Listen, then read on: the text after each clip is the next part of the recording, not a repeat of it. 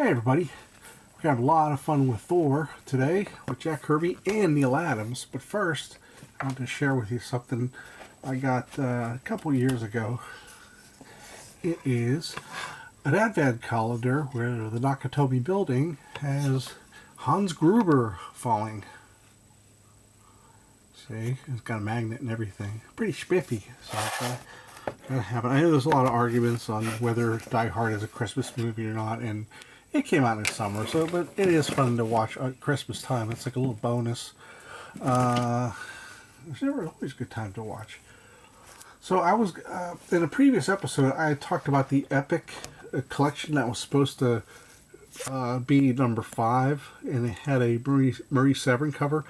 Well, what happened is they sold out, and they sold out so much. I was looking on eBay, and they're like $200-$300 at the least. So I got very, very lucky. I got this Thor Marvel Masterworks on Black Friday, and this is back when Marvel Masterworks were only $54. So I got it for less than $30, and it bridges. There's a little overlap of those issues of Thor. Pretty cool. So let's go into this a little bit.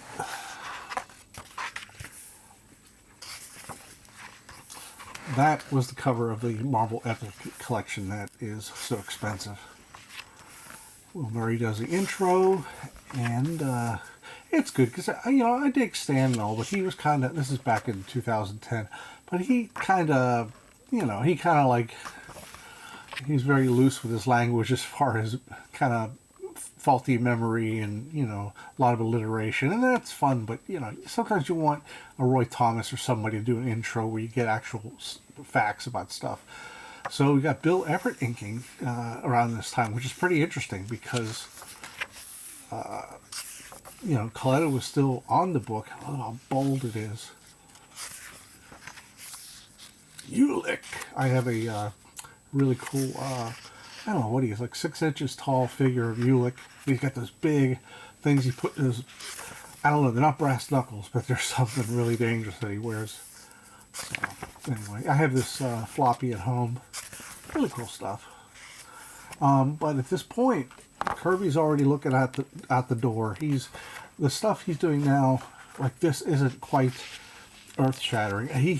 Kirby had created hundreds of characters with so much value when it comes to retelling stories or borrowing for the MCU, and also later, a lot of later comics, and it's influenced pretty much everybody. So you'll see a lot of 4-panel pages too, so he's trying to get things done a little faster, and each issue has a splash page, whether it's called for or not. You can always love the Kirby tech, but it was a previous issue that had this character named Cronus Crag, and he was just this guy who looked like Volstagg with a monocle, and it was real. It just wasn't necessary to make it a splash page, but that was just sort of Kirby's just working on his deal with DC. He's he's keeping tight-lipped. Great design for a one-off character.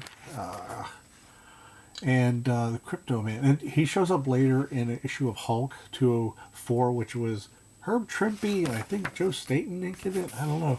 But I don't even know why he came back, but he's a cool design. So I ain't complaining. Oh, I love that. This is a crazy splash because you don't see anybody directly. Everything's cropped off, but that's how charging into battle would be. You're not going to see a clear image. Only of these guys, because they're almost trampled underfoot. So I mean, Kirby has fits where it's really exciting, really interesting, and then there's times where he kind of pulls back a little bit, and it's not evident here. But that deserves a splash page. That is just, man, Loki has never looked as creepy as before. What happened is, yet again, Odin's in his Odin sleep that he must take, which I don't know if it's like a day long. They never give the amount of hours or however, but Odin goes to the Odin sleep to keep his Odin power, and always, they wake up Odin to fix the problem. This happened in, it happened in, I gotta think, give me a second. It started with like the Destroyer issue of Journey into Mystery 118. And then I think there was another time. This was also done by like Len Wein and others. And I always had this idea, since he had to get prematurely awoken, I thought, what if Odin was deathly ill because he never got a full night's sleep? I know it sounds silly, trivial, but I mean, I just thought there's something to be had there, because Loki's always going to be a jag-off, and he's always going to take, I mean, he's going to take the Odin sleep, and it's like, well, you know, and he even gave, well, Loki took the ring off of, this is Vince Coletta, by the way, he's doing some really interesting stuff there. That's almost like, I hate to say Wally Woodish, but that's just the way that kind of looks. So once in a while, Vince Coletta, who returned for a while, he, you know, he'll surprise you. I mean, you can always count on him doing pretty faces on women with the lashes and the blush and all that stuff. So, for Asgard! Yeah, nice cover, nice cover. So, these two wackadoos show up. I like that. It's like he's got an itch on his back.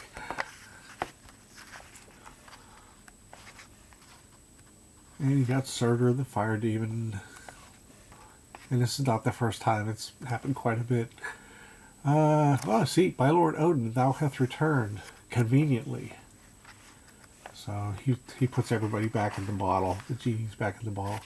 Odin doth reign supreme. And then, for the first time, a break after, like, what, 80 issues, John Buscema steps in, inked by Vinnie Coletta, which is really unfortunate. It just doesn't work. It's, see, it's real. I don't mind faint inks, but there's stuff where I don't know how well this is reproduced, because Corey Siedelmeyer did produce this book. He just came on, but I think he hadn't gotten too involved with the line art reproduction, because his title changed to art reproduction editor. So I could be wrong, but it's on shiny paper, it doesn't work. But if it's on newsprint, it'll work. So I love the Abomination. Okay. So now we have something interesting here. A Marie Severin cover. Probably, I don't know who's inking it. Maybe Giacoya. But you have Kirby come back, and I just love these. In the intro, Will Murray talks about how this is probably how Kirby felt, you know, about Asgard, and you know, it's pretty much over for him. He's really, you know, ready to get a better deal at DC with more freedom.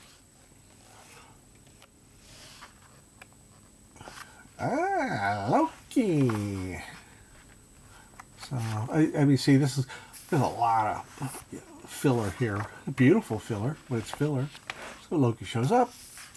Real simple story. He gets this living mask. Looks like Baron Zemo there. And so they trade faces. And it's pretty remedial. This is something that would have happened like in the first year or two of Journey into Mystery with Thor. And it's really wanting at this late in the game. So now, okay, you got Vince Coletta inking. He's only credited here, but on the inside of the table of contents, it describes that John Verpoorten also inked pages too. And this was probably to get this book out, because this is the last Kirby issue. So you got that, and then, okay, there's still Vinnie Coletta. And then this, whoa, is bold, but yow, yow, yow. Verpoorten probably didn't have time to tweak the face enough, but wow, that's just very uncomfortable. Oh, please. So he convinces Sif and Balder that, you know, he is Thor. It's just one of the oldest stories. Anyway, now we get Neal Adams, a quantum leap, like generations of comic book artists to the very latest in comics artists, at least circa 1970 when this came out. This cover, though, I have to say, it really puts me in the mind of John Buscema more than Neal Adams. I don't know why. Maybe because it's just not so. The figure is more. I don't know. But what happened is Neal Adams, he wanted to do a Marvel comic, and he didn't say a Kirby comic. He just wanted to change his style and have Joe Sinnott ink him, and that's such an odd combination because Neal stuff often has gritty, like real nuanced, tiny shading, like real tight feathering, and Joe has a more broad, beautiful style that goes with it.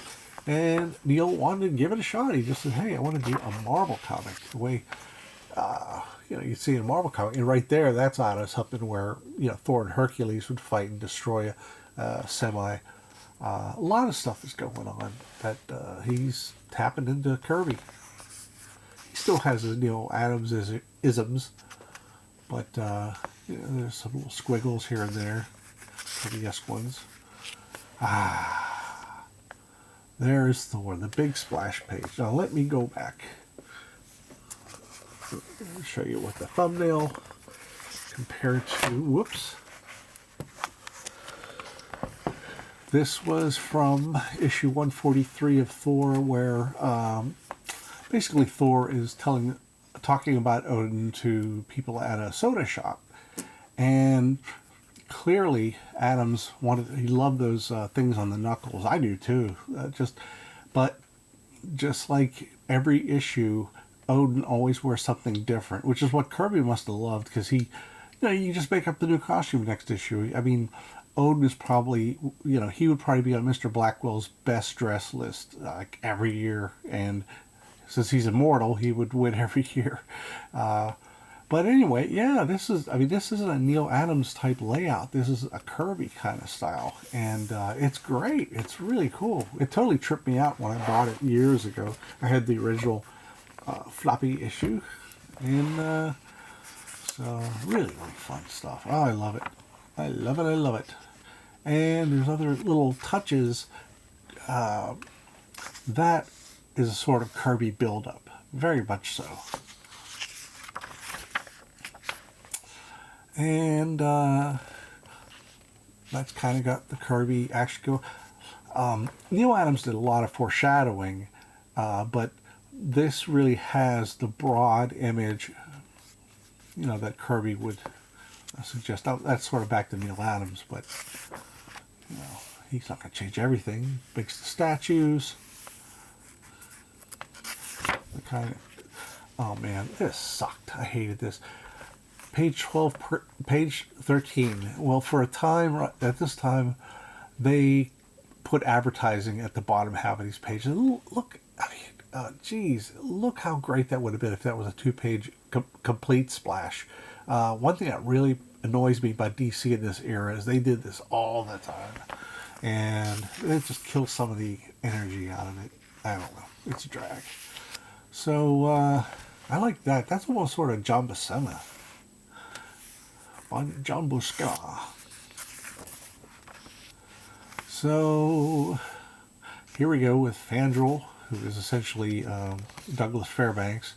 And you got, who's that guy? Oh, yeah, there's Fandral and Hogan. Now, this is a bit, for years and years, Volstagg was the butt of fat jokes all the time, which was kind of old after a while. And there were times where he really, was doing better action, but they always treated him cowardly, which was kind of, I don't know, disrespectful. But later, when Simonson wrote the book, oh my gosh, he made Volstagg a very capable warrior. So this guy plans to hit, and things go crazy. And what's funny is Neal was also looking at, is it this issue? Nope. Give me a second. Okay, just talk among yourselves. Okay. Now, it's similar to Fooey. Maybe it's earlier issue. There was an earlier image where, dang nabbit. Hang on a second. Excuse me, I just ate. Here we go.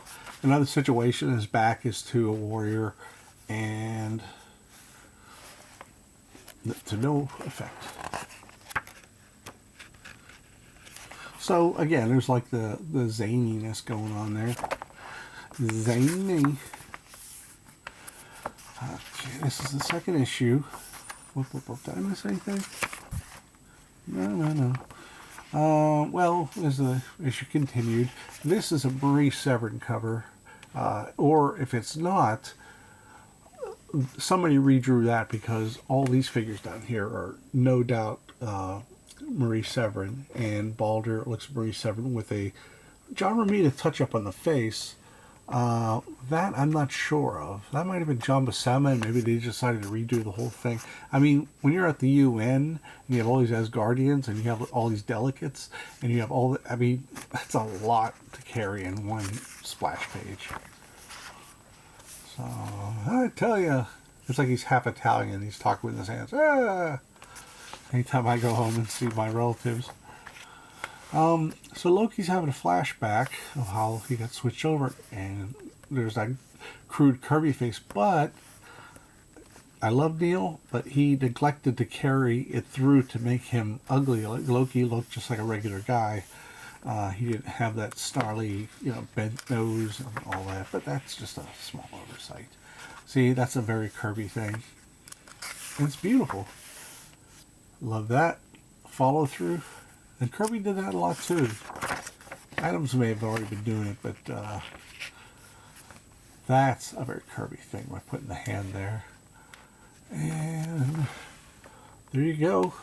You got a Thor swipe, which isn't a big deal because Neal Adams can draw anything. He doesn't have to fall back on swipes, but he wanted to do a Marvel comic in the Kirby style. I love all that stuff. It must take up some time to get dressed. So, beautiful splash there. Beautiful. Now, this also reminds me of the Thor versus Hercules, where they would just destroy machinery in the midst of their battle. So, and I am Thor, God of Thunder. So, which reminds me of, hang in there, everybody. Hang in there. Okay, lay this down here. It's up here. Very carefully. Oop, I gotta take out these. Hang in there, everybody. But this is what you like in my shows, it's unpolished. It's not. Sure, I can do some music and I do some cool cutaways and some cute pewter graphics and stuff, but I'm too lazy. I'm too lazy to learn. So I just want to have more episodes. And besides, I have my own work to do. La la la. This is really good stuff. And like I said, I can't believe it was $300 for that Epic collection. Total trip. Okay. Now, where was I? Okay. Okay. So the top is Kirby and the bottom is Adams. So there you go. Though in spirit I am Don Blake, 'tis Thor that I've ever been. Thor, God of Thunder, now and forever. I strike it on the ground, there is nothing on earth I cannot do, for I stand as Thor, the rightful God of Thunder. So, direct swipe, but I said, Neal Adams doesn't have to, and that was kind of fun. It really was. So, yeah, Neal Adams did 2 issues and just had a ball doing it. This issue here is okay. After Kirby left, the stories kind of got, I don't know, like Stan was sort of, he kind of groomed John Buscema to be a Kirby clone in the sense of storytelling, with everything being foreshortening. That looks like a Romita redraw right there in the face. And, well, you see a lot of the Kirby energy with the foreshortening. And Dr. Doom wants his face fixed, so he gets Dr. Don Blake, who is the only doctor in the Marvel Universe ever. But it also kind of, there's a conflict. Sometimes he cares about his face being fixed, sometimes he doesn't. So he's been in so many comics, it's like there's no way to really, I think Byrne had the best I'd say the final word on Doom that everybody, I think would be better off following up on. So anyway, that's it. Wanted to share it with you. Neal Adams and Kirby. What a wild combination. And it's interesting to see the stuff that Kirby was doing just to kind of, pass the time before he was going to DC. And who knows if he had worked something out with Marvel or could. Can you imagine the New Gods taking over Thor? I don't think the Thor comic would change because he was marketable at the time. They used him for little mini posters and like even an inflatable pillow. And Marvel didn't have that much merch, but he was a popular enough character to keep. So I don't know how he would do that, but you read some of his last issues and you kind of read New Gods right away and you get a feel of what's going on. What was going on in his mind. He wanted to do that in Thor because he felt like, just like those last few issues, he felt like he went through every permutation of action story that Thor could provide. That's it, everybody. Please hit like and subscribe and hit the bell for notifications. And second of all, please, I know for those who already are, please double check because there's a lot of channels like Rock and Roll. This is what I like called Rock and Roll True Stories, and he has a lot more subscribers than I do. And he says a lot of people have complained to him that they haven't been getting notifications. And some time ago on one of my channels, there was somebody who said, "Oh, I didn't get the notification for that." So please double check and make sure because YouTube's just how can I put it? How can I put it? So that's it. And let me know what you think below. Did you experience those books when they first came out? What went through your head when you saw Neal freaking Adams taking over for 2 issues after Kirby? And what you thought of the last era of Kirby? And what you might even think would have happened if Kirby stayed. So there's a lot to discuss here. So please post below whatever opinions you have, and I don't delete anything, and I love to read opinions. There's so much I learned from reading others' comments, and that's all, everybody. Anyway, you have a swell day or evening as I'm recording this. Bye.